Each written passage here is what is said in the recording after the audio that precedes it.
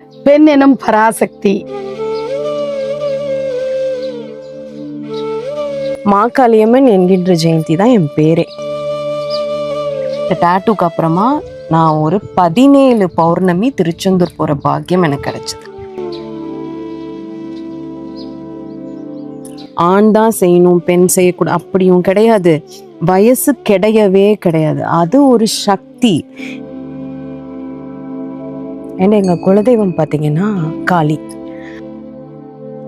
Professionally I'm makeup artist, mentor, entrepreneur.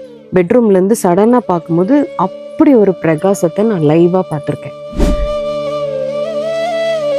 இவங்க தான் நம்ம குருன்னே எனக்கு தெரியாத ஒரு சூழ்நிலையில தான் முதல் தீட்சை எனக்கு கிடைச்சது. ஏன்னா இதே சன்னதியில் வச்சு அம்மா வந்து அதே தெய்வத்தை தான் எனக்கு கொடுத்தாங்க ஆசீர்வாதம் பண்ணி. உச்சிஷ்ட மகா கணபதி. குளிக்காம கூட அந்த பேக்கோட பாபா கோயிலுக்குள்ள போன ஒரு பர்சன் நான். கடவுள் கூடவே இருக்கான், தலையிலேயே உட்காந்துட்டான். நான் வந்து அந்த கிராட்டிடியூட்ல நானும் அவரை இன்னுமே கெட்டியா பிடிச்சிட்டேன்னு சொல்லலாம். என் கான்டென்ட்ஸ் எல்லாமே பாபா பாபா பாபாவா தான் இருக்கும். இன்னைக்கு நேற்று கூட நான் பாபா கோயிலுக்கு போயிட்டு தான் வந்தேன். இன்னைக்கு உண்மையிலேயே ஒரு பராசக்திய நான் வந்து ஒரு அம்மன் மாதிரி வந்திருக்காங்க. ஆக்சுவலி அணுவாவி சுப்பிரமணிய சுவாமி கோயிலுடைய அடிவாரத்திலிருந்து பெண் எனும் பராசக்தி எபிசோடு வந்து எடுக்கிறது. அவுட்டோரில் நாங்கள் இது வரைக்கும் எடுத்ததில்லைன்னா மீனிங் இந்த மாதிரி கோயில்களில் எடுத்ததில்லை. பட் இந்த கோயில் ரொம்ப ஆப்டாக இருக்கும் அப்படின்னு ஜெயந்தி தான் சஜஸ்ட் பண்ணாங்க. ஜெயந்தி யாருங்கிறத அவங்களே சொல்ல போகிறாங்க. ஜெயந்தி வாசு ஃப்ரம் கோயம்புத்தூர். நான் வந்து இந்த எபிசோடை உங்களுக்கு கொடுக்கறதுல பெரும் மகிழ்ச்சி. தொடர்ந்து நம்ம ஜெயந்தி வாசுட்ட அவங்க யார், அவங்களுடைய சிறப்புகள் என்ன அப்படிங்கிறத கேட்டு தெரிஞ்சுக்கலாம். ஜெயந்தி, ஆமா, ரொம்ப ரொம்ப சந்தோஷமாக இருந்தது. ஏன்னா சோஷியல் மீடியாலே பார்த்த ரொம்ப அட்மையர் பண்ணுற ஒரு பெண். எனக்கே பல நேரங்களில் ஒரு கன்ஃபியூஷன் இருக்குன்னா நான் கால் பண்ணி உங்கள்கிட்ட அட்வைஸ் கேட்டிருக்கேன். அட்வைஸ் அப்படிங்கிறது நான் ஏன் இதில் வந்து ஒன்றும் தப்பு இல்லைம்மா. நம்ம குழந்தைங்க கூட சமயத்தில் நமக்கு வந்து எவ்வளவோ விஷயங்கள் சொல்லி தந்திருக்காங்க. ஸோ இதை வந்து சொல்கிறதுல எனக்கு ஒன்றும் தாழ்ச்சியாக நான் ஃபீல் பண்ணல. ஸோ ஜெயந்தி வாசு தன்னை பற்றியான அறிமுகம் தானே கொடுத்துக்கிறது ஒரு சிறப்பாக இருக்கும். ஏன்னா சோஷியல் மீடியாவில் உங்களை பார்த்தது ஒரு பக்கம், யூடியூப்பில் பாசிட்டிவிட்டி 8ல் பார்க்குறது ஒரு பக்கம். ஆனால் ஜெயந்தி உண்மையிலேயே யார் அப்படிங்கிறத தெரிஞ்சுக்க எனக்கு ஆசை. இது வந்து ஒரு கான்வர்சேஷன் மோடில் தான் போகுது. இந்த முழு காணொலியும் முழுக்க ஒரு உரையாடல் பாணியில் தான் இருக்கும். இது வந்து ஒரு ப்ராப்பராக ஸ்கிரிப்டடான ஒரு இன்டர்வியூவாக இருக்காது. ஸோ தொடர்ந்து நீங்கள் நிறைய சுவாரஸ்யமான விஷயங்களை தெரிஞ்சுக்க போகிறீங்க. ஜெயந்தி, சொல்லுங்கள் மேம். முதலாவது நீங்கள் வந்து you are a legend in spiritual contents. நான் வந்து ஃபஸ்ட் அதை சொல்லிடணும். ரொம்ப டவுன் டு அர்த்தாக நீங்கள் என்கிட்ட பேசினது, பழகுனது, அந்த விதம் தான் நான் இன்றைக்கி உங்ககிட்ட வந்து உட்காந்துருக்கிறதுக்கு ஒரு பெரிய ரீசன். அண்ட் நீங்கள் என்னை ப்ரொனவுன்ஸ் அட்ரஸ் பண்ண விதம் எனக்கு பிடிச்சது. ஜெயந்தி வாசு ஃப்ரம் கோயம்புத்தூர். பிகாஸ் அது என்னோட சிக்னேச்சர் ஸ்டைல் ஆகிடுச்சு. பட் வந்து இப்போது யூடியூப் சப்ஸ்கிரைபர்ஸ்க்கு இது தெரியும். ஏன் நந்தினி அம்மா கூட ஜெயந்தி உட்காந்துருக்காங்க. ஏன்னா 2 பேருமே ஸ்பிரிச்சுவலி ட்ராவல் பண்ணுற பர்சன்ஸ். ஆனால் இன்ஸ்டாகிராமில் என்னை பார்த்தவங்களுக்கு ஒன்றுமே புரியாது. காலையில் ஒரு வீடியோ டிஷர்ட்டோட மேக்கப்போட பண்ணுறாங்க, இன்றைக்கி என்ன அம்மன் மாதிரி உட்காந்துருக்காங்க அப்படி. ஷார்ட்டாக சொல்லணுன்னா qualification wise I'm a textile engineer. Okay. Professionally I'm makeup artist, mentor, entrepreneur. But personally Jayanthi யாருன்னா pure spiritual person ma'am. Super. நான் வந்து என்னை மறைச்சு கண்ட்ரோல் பண்ணி கொண்டு போகிற விஷயமும் ஸ்பிரிச்சுவாலிட்டி தான். ஓகே. மேபி அதை இன்னைக்கு நான் ஓப்பனாக ரிவீல் பண்ணிடுவேன்னு நினைக்கிறேன். பார்க்கலாம். ஸ்பிரிச்சுவாலிட்டி அப்படிங்கிற ஒரு கான்செப்ட், இந்த வார்த்தையை அடிக்கடி நிறைய பேர் பயன்படுத்துகிறாங்க. ஆனால் உண்மையான ஸ்பிரிச்சுவாலிட்டினா என்னன்னு நீங்கள் நினைக்கிறீங்க? ஸ்பிரிச்சுவாலிட்டி பற்றி சொல்கிறதா, ஸ்பிரிச்சுவல் ஆரா பற்றி சொல்கிறதான்னு எனக்கு தெரியல. இன்றைக்கே எடுத்துக்கலாமா ஒரு எக்ஸாம்பிள்? நம்ம வந்து 3 டேஸாக டேட்ஸ் பிளான் பண்ணோம். அது இன்றைக்கி தான் நடக்கணும்னு அமைஞ்சு வந்தது. அதே மாதிரி ஷூட் வந்து நம்ம ஐபிஸ் ஹோட்டலில் பிளான் பண்ணோம். கரெக்டு. ஆனால் அணுவாவி சுப்பிரமணியர் கோயிலில் அமைஞ்சு வருது இந்த ஷூட்டு. அதுவும் இன்றைக்கி பார்த்திங்கன்னா கிருத்திகை. ஸோ எனக்கு தெரிஞ்ச ஸ்பிரிச்சுவாலிட்டி இதுதான். என்னன்னா அந்த தேடல் இருக்கிறவங்களுக்கு, அது மேலே நம்பிக்கை இருக்கிறவங்களுக்கு அதுவே அமைஞ்சு வரும் பாசிட்டிவாக. இது நான் பல டைம் என் லைஃப்பில் வந்து பார்த்துருக்கேம்மா. அண்ட் வந்து இதை பியூர்லி ஒரு சயின்ஸாக பார்க்குறேன். ஸ்பிரிச்சுவாலிட்டி தேடல் ஜெயந்திக்கு எப்போ ஸ்டார்ட் ஆனது? மேம் நான் தேடவே இல்லை, அவங்களே வந்தாங்க. நான் யாரை பற்றிலாம் பேச போகிறேனோ அவங்களே வந்தாங்க.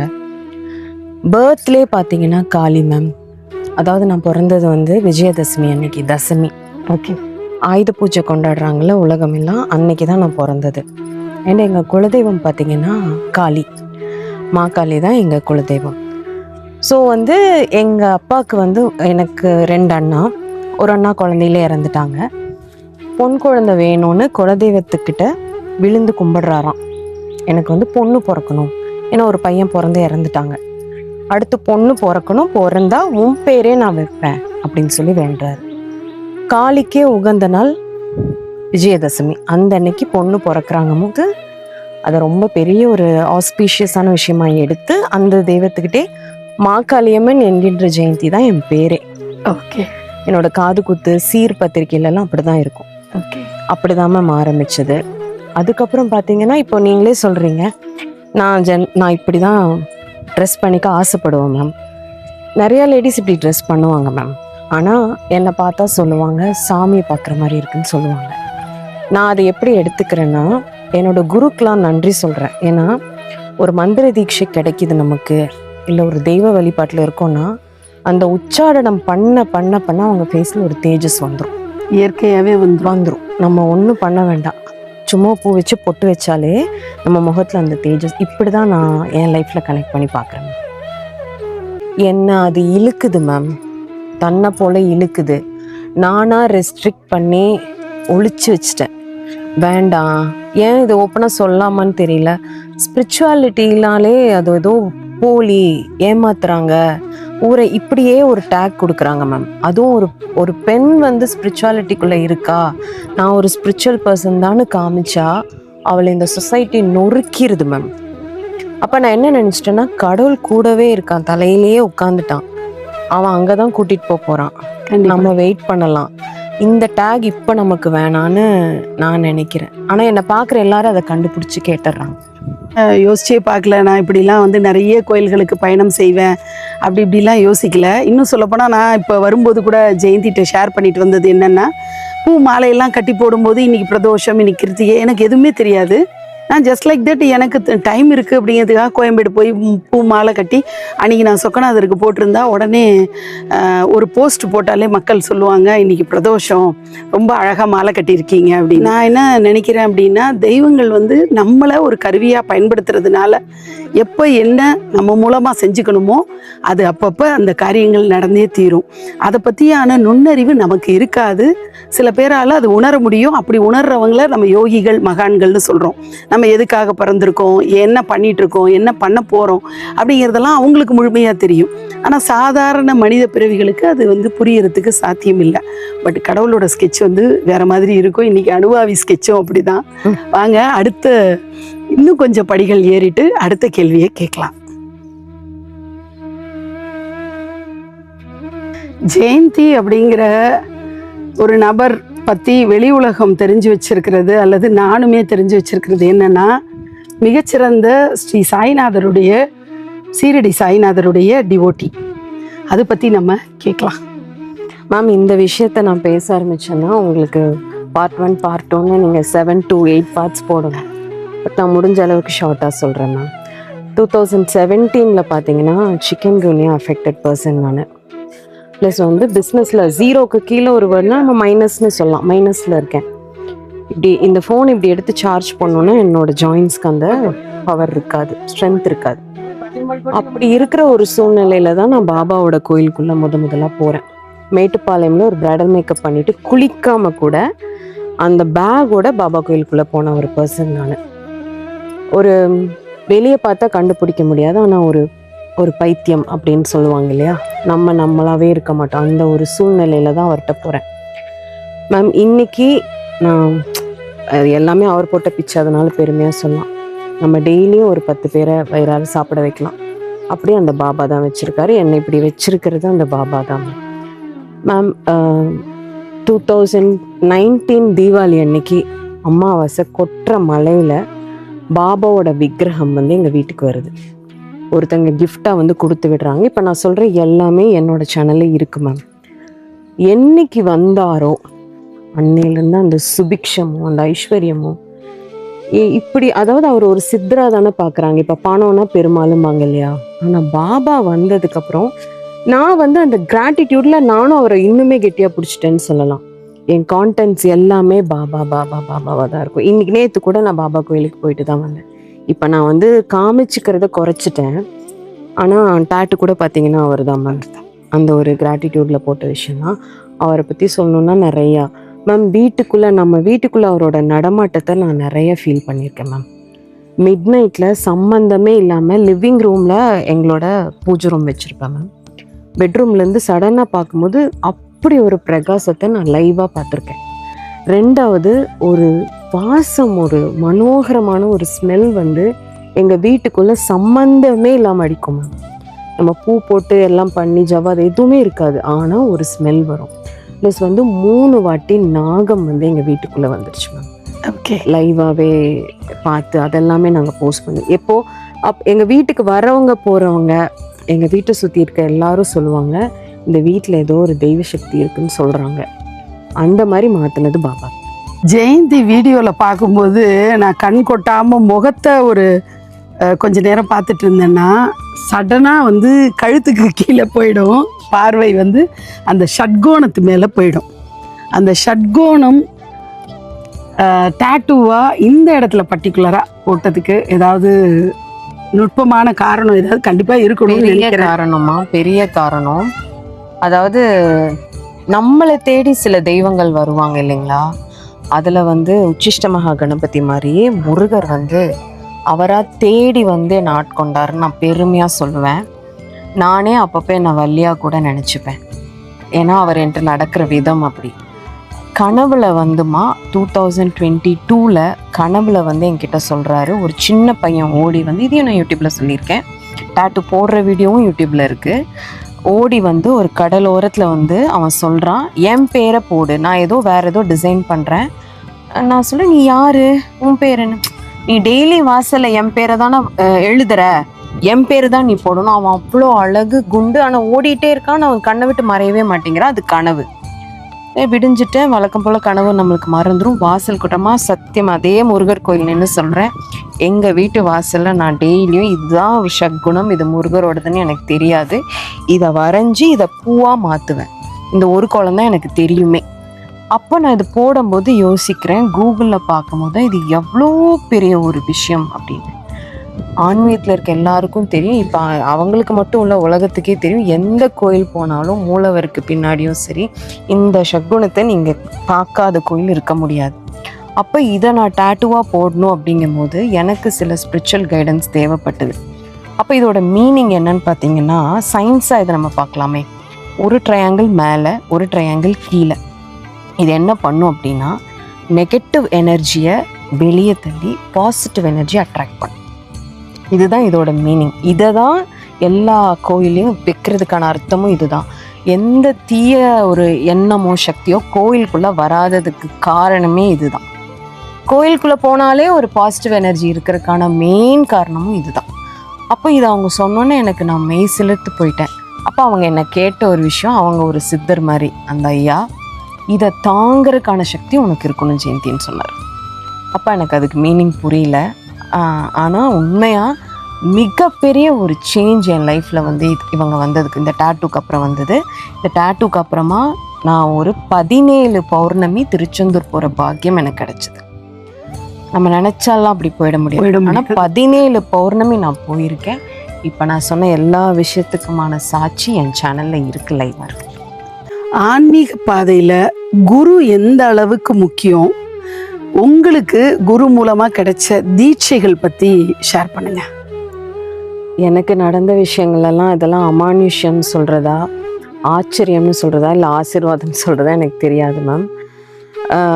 இவங்க தான் நம்ம குருன்னே எனக்கு தெரியாத ஒரு சூழ்நிலையில் தான் முதல் தீட்சை எனக்கு கிடச்சிது. அந்த வழிபாடுமே ரகசியமான ஒரு வழிபாடு, தெய்வமே ரகசியம்தான். பட் ஆனால் இப்போ நான் கோவில் சன்னதியில் உங்கள் முன்னாடி நான் சொல்லலாம். ஏன்னா இதே சன்னதியில் வச்சு அம்மா வந்து அதே தெய்வத்தை தான் எனக்கு கொடுத்தாங்க ஆசீர்வாதம் பண்ணி, உச்சிஷ்ட மகா கணபதி. இதே என் குரு முதல்ல என்கிட்ட சொல்லும் போது தான் இப்படி ஒரு கணபதி இருக்காங்க அப்படின்னா அப்புறம் கூகுளில் நான் வந்து பார்க்குறேன் அவங்க பேசி முடிச்சதுக்கப்புறம்.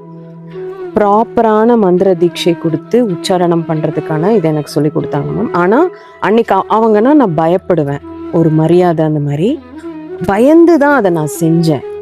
ஆனால் அது என் லைஃப்பை எப்படி மாத்துச்சு. அந்த தெய்வம் அந்த நேரத்தில் நம்ம லைஃப்குள்ளே வரணும்னு இருக்கும் மேம். அப்போதான் அவங்க கண்டிப்பா வருவாங்க. அண்ட் இப்போ எனக்கு ரீசெண்டாக நான் ஒருத்தர்கிட்ட நானா தீட்சைக்கு கேட்டிருக்கேன் மேம். அவர் என்னை பார்த்து என்னோட பேஜெல்லாம் பார்த்து ரொம்ப சந்தோஷப்பட்டு வாங்கினார். ஆனால் நீங்கள் நம்ப மாட்டீங்க, பார்க்குறவங்களும் நம்ப மாட்டாங்க. அவர் ஏன் அதை சொன்னார்னு எனக்கு தெரியாது மேம். அவர் என்னை இன்ஸ்டாகிராமில் தான் பார்த்துருக்காரு. அவர் சொல்கிறாரு, நீங்கள் என்கிட்ட தீட்சை வாங்கும் போது நான் உங்கள் கையில் ஒரு உச்சிஷ்ட மகாகணபதியை கொடுப்பேன்னு சொன்னார். நான் கேட்டேன் ஏன் அப்படின்னு கேட்டேன்.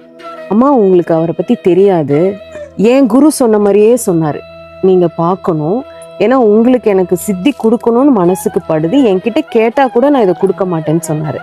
அப்போ அவர் சொன்னார், இந்த கால் ரெக்கார்ட் ஆகிருக்கு, கொஞ்சம் வருஷம் கழித்து நான் உங்களுக்கு அனுப்புவேன், நீங்கள் அப்போ கூட இதை கேளுங்க, அப்போ தான் நீங்கள் என்னை நம்புவீங்கன்னு சொன்னார். ஸோ இந்த மாதிரி.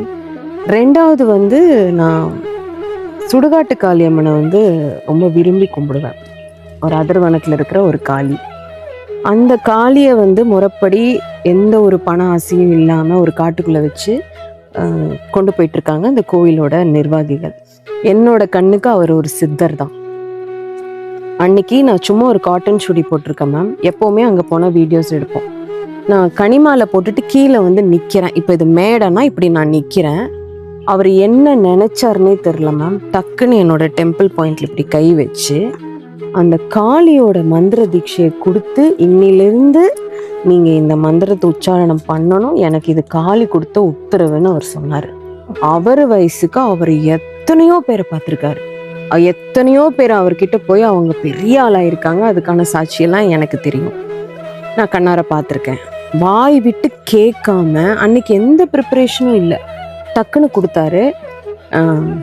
அதெல்லாம் என் லைஃப்பை மாற்றின மூமெண்ட்ஸ். யார் யாருக்கெல்லாம் உண்மையிலே இந்த ஸ்பிரிச்சுவல் உணர்வு வரும்னு நீங்க நினைக்கிறீங்க? ஓப்பனாக சொல்லிடலாமா மேம்? நிச்சயமா சொல்லலாம். ஓகே, இந்த கொஸ்டின் நீங்கள் ஏன் கேட்டீங்கன்னு எனக்கு தெரியல. என்னை சார்ந்த என்னோட குடும்ப நபர்கள், எனக்கு ரொம்ப நெருக்கமானவங்களே என்ன கேட்பாங்கன்னா, நீ சாமி சாமி சாமின்னு போய் வீட்டையே இந்த மாதிரி ஒரு கோயில் மாதிரி பண்ணி உட்கார்ந்தனால தான் நீ தனி ஆயிட்டேன்னு சொன்னாங்க. ஓ, நீ ஒரு சிங்கிள் பேரண்ட் ஆனதுக்கான காரணம் இவ்வளோ தெய்வங்களை, அதுவும் நீ வராகி காளின்னு எல்லாரையும் உள்ள வீட்டுக்குள்ளே உட்கார வச்சு நீ பண்ணனால தான் நீ தனியாயிட்ட. அப்படி பார்த்தா என் பிறப்புலேயே தெய்வம் இருக்கு, அப்படி பார்த்தா எனக்கு கல்யாணமே ஆயிருக்கக்கூடாதே, எனக்கு அழகாக ஒரு ஆண் குழந்தை பிறந்திருக்கு, இதெல்லாம் எப்படி நடக்கும்? ஆன்மீகத்துக்கு வயசோ பாலினமோ ஜாதியோ எதுவுமே இல்லைம்மா. கண்டிப்பா உண்மை கிடையாது. அதாவது இவங்க தான் சாமியை கும்பிடணும், இவங்க தான் சாமியை தொடணுங்கிறதும் கிடையாது, ஆண் தான் செய்யணும் பெண் செய்யக்கூடாது அப்படியும் கிடையாது, வயசு கிடையவே கிடையாது. அது ஒரு சக்தி, இந்த பிரபஞ்சத்தில் இருக்கிற ஒரு அன்கண்டிஷனல் பவர், அதுதான் சூஸ் பண்ணும். இப்போ உங்களை மீனாட்சி சூஸ் பண்ணா, தத்ரூபமா அப்படியே பச்சையா உங்க மேல அப்படியே இறங்கிட்டா, இது உண்மை. நான் மீனாட்சியோட அடிமையா வாழ்ந்துட்டு இருக்கேன். அண்ட் அப்படி எல்லாராலையும் இருக்க முடியுமா? இல்ல, எனக்கு இந்த குழந்தையா நான் பாவிக்கிறதுக்கான காரணமே என்னன்னா, ஆக்சுவலி அம்மா அப்படின்ற சொல்ல நான் சொல்ல முடியாது. என்னன்னா, காஞ்சன மாலைக்கு எந்த விதத்துலேயும் அவளோட கால் தூசு கூட பொறாது. இன்னும் எத்தனை பிறவிகள் எடுத்து நான் மீனாட்சிக்கு சேவை செஞ்சாலும் அந்த இடத்த நம்ம அவளோட அந்த கால் அடி நடந்த தடத்தை கூட அடைய முடியாது. பட் ஸ்டில் நான் மீனாட்சிக்கு அம்மா, என்னோட குழந்தை அப்படின்னு நான் பாவிக்கிறேன். அதற்கான காரணம் என்னன்னா, அந்த சிஸ்ருஷைன்னு ஒரு வார்த்தை சொல்லுவாங்க இல்லையா, இந்த டேக்கிங் கேர் அப்படின்னு. அவளை யார்? அவள் தான் நம்மளை பார்த்துக்கணும். நம்ம அவளை அதாவது அணுவா கொண்டாடுறதுக்கும் அணுவா ரசிக்கிறதுக்கும் எல்லா வேலைகளையும் பார்த்து செய்யறதுக்கும் ஒரு ரொம்ப குழந்தையா ஒருத்தி இருந்தான்னா அவளை கொண்டாடுற விதம் வேறையா இருக்கும். இப்போ நம்ம வீட்டில் இருக்கிற டீனேஜ் கேர்ள்ஸை பாருங்க, நம்ம மடியில் உட்காருடா பாப்பா அப்படின்னா தயங்குவாங்க. ஸோ அவங்க சின்ன வயசுல நம்ம தூக்கி கொஞ்சம் போதெல்லாம் அவங்க என்ஜாய் பண்ணியிருப்பாங்க. பட் ஒரு கட்டத்துக்கு மேலே அந்த பிரிவுங்கிறது வந்துடும். ஆனால் எனக்கும் மீனாட்சிக்குமான பந்தம் அவள் குழந்தையாவே இருந்தானா என்னால் இன்னும் அதிகமாக அவளை கொண்டாட முடியுது. ஸோ அவளை வந்து நம்ம என்னென்ன நான் செஞ்சு பார்க்கணுன்னு ஆசைப்படுறேனோ, என்னோட மகள் வந்து ஒரு ட்ரெடிஷ்னல் வேரில் அவள் விரும்பலை, ஒரு மாடர்னாக இருக்கணும்னு ஆசைப்படுறான்னா, என்னால் இந்த மாதிரி ஜடை பின்னி விடுறதோ, அவளுக்கு பூ வைக்கிறதோ, வாட் எவர், எனக்கு அந்த ஒரு ஓல்ட் ஸ்கூல்னு வச்சுக்கலாம், அந்த மாதிரியான ப்ராக்டிசஸ் எல்லாமே எனக்கு அவளுக்கு பண்ண முடியுது. என்னோட நிறைய கோயில்களுக்கு என்னோட மகள் வரணும்னு ஆசை, அது சாத்தியம் இல்லை. அப்படி இருக்கிற வகையில் எனக்கு மீனாட்சி வந்து ஒரு பெரிய ஸ்பிரிச்சுவல் பார்ட்னராக, ஒரு ட்ராவல் பார்ட்னராக, என்னோட சோல்மேட்டாக அப்படி ட்ராவல் பண்ணுறா. ஆனால் அவளே, நான் நிறைய வீடியோஸில் சொல்லியிருப்பேன், அவள் எனக்கு அம்மா, எனக்கு பெரியம்மா, சித்தி, மாமா, மாமி, எல்லா உறவுகளும், மகளும் அவளே. அதே நேரத்தில் அவள் தான் எனக்கு எதிரியும். என்னை வந்து பக்குவப்படுத்துறது அவள் தான். ஸோ ஸ்பிரிச்சுவாலிட்டியில் என்னை பொறுத்த வரைக்கும் நான் பர்சனலாக மீனாட்சிக்கும் எனக்குமான பந்தம், நான் வந்து அம்மாங்கிறத விட ஒரு ஆயம்மா அப்படின்னு சொல்லலாம். அப்படி தான் நான் என்ன நினச்சிக்கிட்டு நான் அவளுக்கு சேவை இது செய்வேன். என்னால் 100% புரிஞ்சுக்க முடியுதுமா. ஏன்னா இதையும் லைவ் எக்ஸாம்பிள் என்னால் சொல்ல முடியும். யூடியூப்பில் கொடுத்துருக்கேன். நம்மளோட தக்ஷண காளி, சுடுகாட்டு காளி அம்மனோட தீட்சை கிடச்சி அந்த கோயிலுக்கு நான் போகிறேன் வரேங்கிறதெல்லாம் யூடியூப்பில் போஸ்ட் பண்ணுறேம்மா. ஜெயஸ்ரீன்னு சொல்லிட்டு ஒரு அம்மா, உங்களை மாதிரியே தான், அவங்களும் பார்க்கவுமே உங்களை மாதிரி தான் இருப்பாங்க, ஹொசூரில் இருக்காங்க. அவங்க சொல்கிறாங்க, பாப்பா நீ இன்னைக்கு ஷாப்பில் இருப்பியாம்மா? ஜெயந்திமா, இருப்பேன். I thought she is coming, அவங்க வராங்கன்னு நான் நினச்சேன். ஆனால் ஒரு பார்சல் ஒன்று வந்தது. அதில் 10 கை கொண்ட காளியோட சிலை. நம்ம வீட்டு பூஜை ரூமில் தான் அவங்க இருக்காங்க. காளின்னா பயப்படுறாங்க. எனக்கு வந்து அவங்க ஒரு குழந்தை, அவங்கள ஒரு குட்டி பாப்பாவாக பண்ணி எனக்கு யாரோ அனுப்பிச்சி வச்சுட்டாங்க. நான் வந்து ஒரு சின்ன ஒரு 5 வயசு புள்ள, கால் நிறைய கொலுசு போட்டு ஜிங்கு ஜிங்குன்னு நடந்துட்டு இருந்தா எப்படி அந்த வீட்டுக்குள்ள ஒரு ஆறா இருக்குமோ, அது அந்த சிலை வந்ததுலேருந்து நான் உன்னை, இப்போ நீங்கள் எப்படி உச்சிஷ்ட மகா கணபதி கொடுத்துருக்கீங்க, இப்படிதான் ஒவ்வொருத்தரும் வராங்க. இது வந்து ஒரு பிராப்தம். இது வந்து அப்படி எல்லார் வீட்டுக்கு எல்லாரும் போறதில்ல, அதுக்கு ஒரு இது வேணும். காளியை ஒரு குழந்தைய ஒருத்தங்களால செலவடிக்க முடியுமா? அது என் வீட்டுக்கு வருமா? அது என்னால் புரிஞ்சுக்க முடியும். நம்ம பார்க்குற பின்பம், காளின்னா பயப்படுறாங்கல்ல, ஆனால் அது அப்படி இல்லை. எங்கள் வீட்டுக்குள்ள ஒரு குழந்தை. ஸ்பிரிச்சுவாலிட்டிக்குள்ளே யங் ஜென்ரேஷன் கொண்டு வரணும்னா பெரியவங்க எதெல்லாம் செய்யக்கூடாது, இதெல்லாம் செய்யலாம். அம்மாவோட கொஸ்டினை நான் அப்படியே கொஞ்சம் ஆல்ட்ரு பண்ணிக்கிறேன். என்னோட ஒரு இதுபடிமா, அம்மா நான் இப்போ கொஞ்ச நாளாக கவனிக்கிறேன், கோயிலுக்கு கூட்டம் ஜனங்கள் அதிகமாக வராங்க. ஆமாம், அது உண்மை. யங் ஏஜில் இருக்கவங்க திருச்செந்தூரில், பழனி, எங்கேனாலும் இப்போவே அனுபவி சுப்பிரமணியர் கோயில் பாருங்கள் லைவாக.